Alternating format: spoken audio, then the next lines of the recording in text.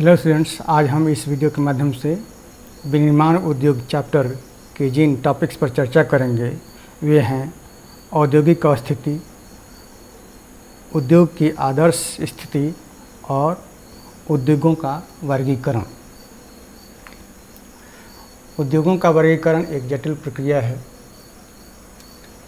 इनकी स्थापना कच्चे माल, श्रम, पूंजी, शक्ति के साधन, पावर और बाज़ार इत्यादि से प्रभावित होती है। उद्योगों की स्थापना के लिए जो कारक रिस्पॉन्सिबल हैं वे हैं रॉ मटेरियल, कच्चे माल, शक्ति के साधन, लैंड, भूमि, परिवहन के साधन, संचार माध्यम, श्रम, पूंजी, बाजार और जल। ये सारे फैक्टर्स हैं जो किसी भी जगह उद्योगों की स्थापना को निर्धारित करते हैं। लेकिन क्या आप सोचते हैं कि ये सारे फैक्टर्स जो औद्योगिक स्थिति के लिए हैं एक जगह पर उपलब्ध होते हैं? हम कह सकते हैं कि ये सारे फैक्टर्स एक जगह पर उपलब्ध नहीं होंगे।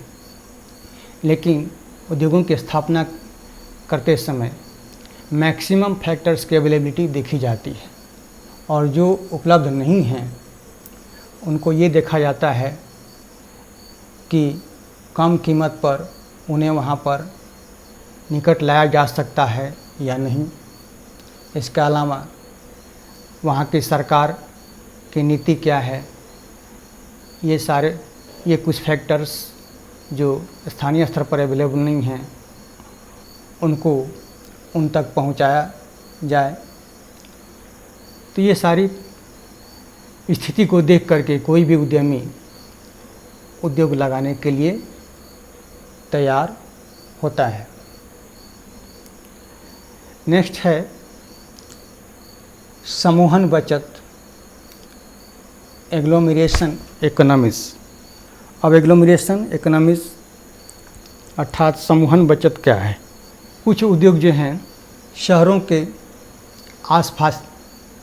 आसपास स्थित होते हैं, जहाँ पर बैंकिंग, बीमा, परिवहन, श्रमिक, बाज़ार, वित्तीय सलाह इत्यादि उपलब्ध हैं।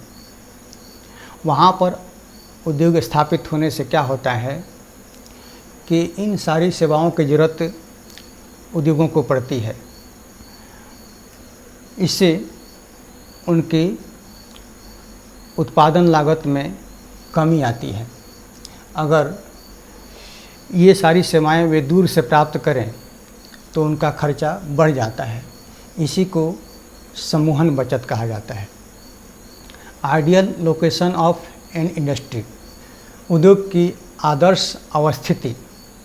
उद्योग की आदर्श अवस्थिति ये है कि ये देखा जाता है किसी स्थान पर अगर उद्योग स्थापित किया जाता है तो वहाँ पर कच्चे माल प्राप्त करने में उसकी लागत क्या है, cost of obtaining raw materials at site, उस स्थान पर कच्चे माल प्राप्त करने के में खर्च कितना आएगा, कॉस्ट ऑफ प्रोडक्शन, उस स्थान पर उत्पादन की लागत कितनी होगी, उसके बाद उत्पादित माल को वितरित करने में कितना खर्च आएगा, तब जा कर के ये डिसीजन लिया जाता है या निर्णय लिया जाता है कि यहाँ पर उद्योग की स्थापना की जाए या नहीं। नेक्स्ट हमारा टॉपिक है उद्योगों का वर्गीकरण। हम रोज़मर्रा के इस्तेमाल में विभिन्न औद्योगिक उत्पादों का प्रयोग करते हैं। उद्योगों का वर्गीकरण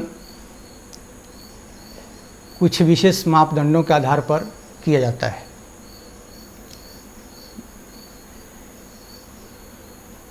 जैसे on the basis of raw material,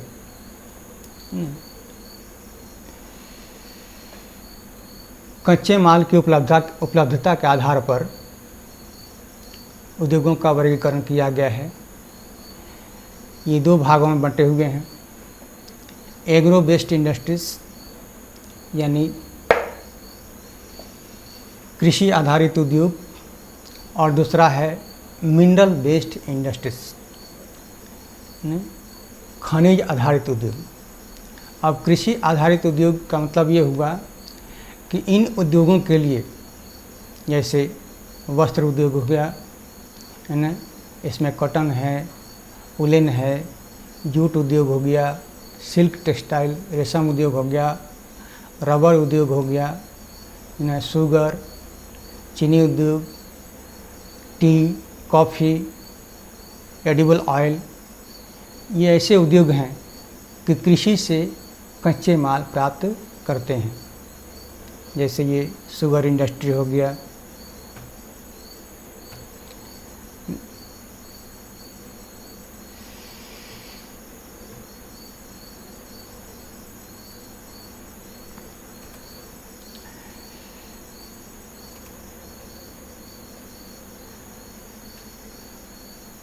तो इस तरह एग्रो बेस्ड इंडस्ट्रीज़ में जितने भी उद्योग हैं उनको कच्चे माल कृषि से प्राप्त होते हैं।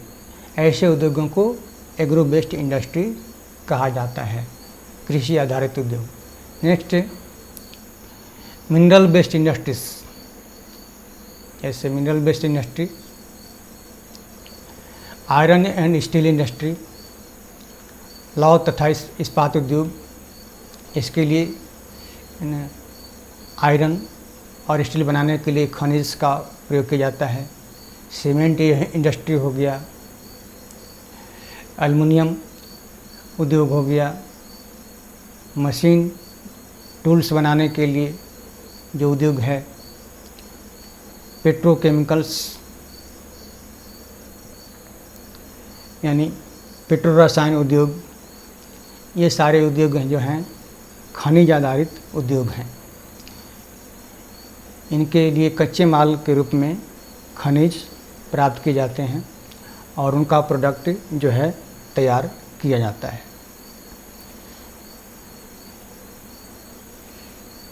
आयरन एंड स्टील इंडस्ट्री का पिक्चर है। Next, classification of industries according to their main role. प्रमुख भूमिका के आधार पर उद्योगों को दो वर्गों में विभाजित किया गया है। बेसिक इंडस्ट्रीज, आधारभूत उद्योग, आधारभूत उद्योग which supply their products or raw materials to manufacture other goods, यानी ये ऐसे उद्योग हैं जिनके द्वारा उत्पादित माल दूसरे उद्योगों द्वारा कच्चे माल के रूप में प्रयोग किया जाता है। जैसे आयरन एंड स्टील इंडस्ट्री में आयरन और स्टील तैयार किया जाता है, और दूसरे उद्योग जैसे व्हीकल इंडस्ट्रीज़ हैं, फर्नीचर इंडस्ट्रीज़ हैं, ये जो है आयरन और स्टील का प्रयोग करके दूसरे उत्पाद तैयार करते हैं। तो इन इंडस्ट्रीज़ के लिए आयरन और स्टील जो है कच्चा माल के रूप में प्राप्त हुआ। नेक्स्ट, कॉपर स्मेल्टिंग, तांबा प्रगलन उद्योग, और तांबा प्रगलन यानी जिस उद्योग में तांबा तैयार किया जाता है, उस तांबे का प्रयोग करके केबल इंडस्ट्री और जो दूसरे इंडस्ट्रीज़ हैं उसको कच्चे माल के रूप में तांबे का प्रयोग करते हैं। यूटेंसिल इंडस्ट्रीज़ में भी जो है तांबा का प्रयोग किया जाता है। इस तरह बहुत सारे उद्योग हैं जिसमें तांबे का प्रयोग किया जाता है। नेक्स्ट, एल्युमिनियम स्मेल्टिंग, यानी एल्युमिनियम जहाँ पर तैयार किया जाता है इस उद्योग में एल्युमिनियम का शीट तैयार किया जाता है और वह शीट जो है दूसरे उद्योगों द्वारा कच्चे माल के रूप में प्रयुक्त किया जाता है, जैसे iron steel industries.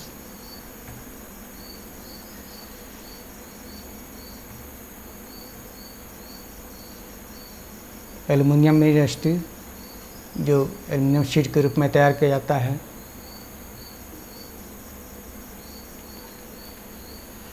Next, consumer industries,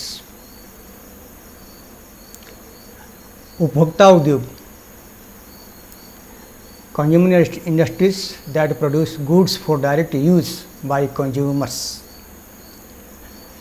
उपभोक्ता उद्योग जो उत्पादन उपभोक्ताओं के सीधे उपयोग हेतु उत्पादन करते हैं, जैसे शुगर, टूथपेस्ट, पेपर, सिलाई की मशीन, फैंस, टूथपेस्ट, सिलाई की मशीन, फैंस या पंखे इत्यादि, ये उपभोक्ता उद्योग के अंतर्गत आते हैं।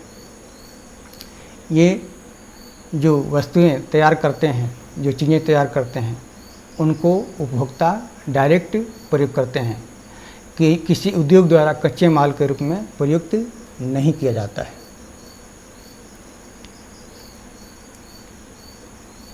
Next, classification of industries on the basis of capital investment. पूंजी निवेश के आधार पर उद्योगों का वर्गीकरण।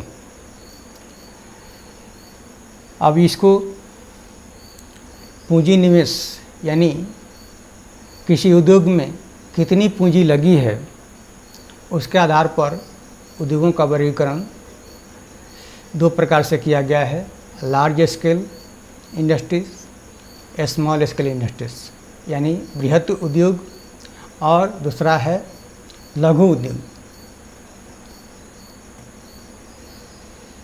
जैसा कि ये बृहत उद्योग है, लेकिन ये भी हमें जानकारी होनी चाहिए कि लघु उद्योग की परिभाषा समय समय पर सरकार द्वारा निर्धारित की जाती है कि किसी उद्योग में कितनी पूंजी लगेगी तो उसे लघु उद्योग कहा जाता है। लघु उद्योग होने के कुछ फायदे हैं, जैसे कि सरकार द्वारा सब्सिडी रेट पर लोन दिया जाता है लघु उद्योग को, कुछ टैक्स बेनिफिट भी दिया जाता है क्योंकि इसमें बड़े पैमाने पर लोगों को रोज़गार अवेलेबल होता है। ये सभी पिक्चर्स जो है लघु उद्योग के हैं। वर्तमान समय में इन्हें सरकार द्वारा निर्धारित किया गया है कि किसी भी उद्योग में 5 करोड़ रुपए तक अगर निवेश किया गया है तो वह लघु उद्योग के अंतर्गत आएगा, और उससे अधिक पूंजी का निवेश किया गया है तो वे सारे उद्योग बृहद उद्योग में के रूप में जाने जाएंगे।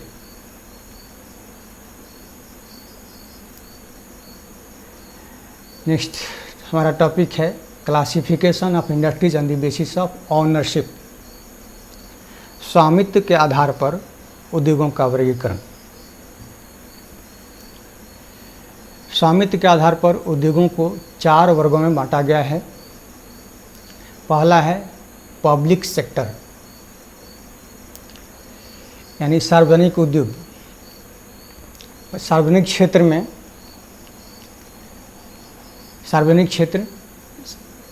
क्षेत्र के उद्योग जो हैं owned and operated by government agencies, यानी सरकारी एजेंसियों द्वारा प्रबंधित तथा सरकार द्वारा संचालित उद्योग आते हैं इनमें, पब्लिक सेक्टर में। जैसे भेल हो गया, भेल Bharat heavy electricals limited, SAIL हो गया, steel authority of India limited इत्यादि। इनमें पूंजी का निवेश और प्रबंधन सरकार के द्वारा किया जाता है। पब्लिक सेक्टर इंडस्ट्रीज़ का जो है मुख्य उद्देश्य जन कल्याण होता है। प्रॉफिट अर्जित करना मुख्य लक्ष्य नहीं होता है। ज़्यादा से ज़्यादा लोगों को रोज़गार मिले, इस पर ध्यान दिया जाता है। दूसरा है प्राइवेट सेक्टर इंडस्ट्रीज, निजी क्षेत्र के उद्योग है ना। Private sector industries owned and operated by individuals or a group of individuals. Individual means किसी एक व्यक्ति या कई व्यक्तियों के समूह के द्वारा जिस उद्योग को चलाया जाता है, उसमें पूंजी का निवेश किया जाता है, उसको चलाया जाता है, उसको उन्हें प्राइवेट है ना इंडस्ट्रीज कहा जाता है, निजी उद्योग कहा जाता है। कुछ एग्जाम्पल्स हैं जैसे TISCO, Tata iron and steel company, Bajaj auto limited, Dabur industries, ये कुछ प्राइवेट इंडस्ट्रीज के एग्जाम्पल हैं। इसके अलावा इन्फोसिस, विप्रो इत्यादि बहुत सारे इंडस्ट्रीज, रिलायंस, ये सारे नाम हम ले सकते हैं। थर्ड जो है ऑनरशिप के आधार पर, स्वामित्व के आधार पर ज्वाइंट सेक्टर इंडस्ट्रीज, संयुक्त उद्योग। वैसे उद्योग है ना which are jointly run by the state and individuals or a group of individuals। वैसे उद्योग जो राज्य सरकार और निजी क्षेत्र के संयुक्त प्रयास से चलाए जाते हैं। इसमें पूंजी का निवेश राज्य सरकार द्वारा भी किया जाता है ना, और प्राइवेट लोगों द्वारा भी किया जाता है। और प्रॉफिट का जो है डिवीज़न, बंटवारा according to proportionate of capital invested है ना, जो जितना पूंजी लगाया है उस आधार पर प्रॉफिट का डिस्ट्रीब्यूशन होता है, लाभ का बंटवारा होता है। इस तरह के उद्योगों के एग्जाम्पल्स हैं जैसे ऑयल इंडिया लिमिटेड, OIL है ना, ये जो है jointly owned by public and private sector. इसमें है ना सरकार के भी पूंजी लगी हुई है और प्राइवेट यानी लोगों के भी इसके भी इनमें पूंजी लगी हुई है और संचालित भी किया जाता है। चौथा कोऑपरेटिव सेक्टर इंडस्ट्रीज, सहकारी उद्योग। अब सहकारी उद्योग क्या है? तो सहकारी उद्योग जिनका स्वामित्व है ना industries are owned and operated by producers or suppliers of raw materials, workers or both। इनका स्वामित्व कच्चे माल की पूर्ति करने वाले उत्पादकों, श्रमिकों या दोनों के हाथों में होता है।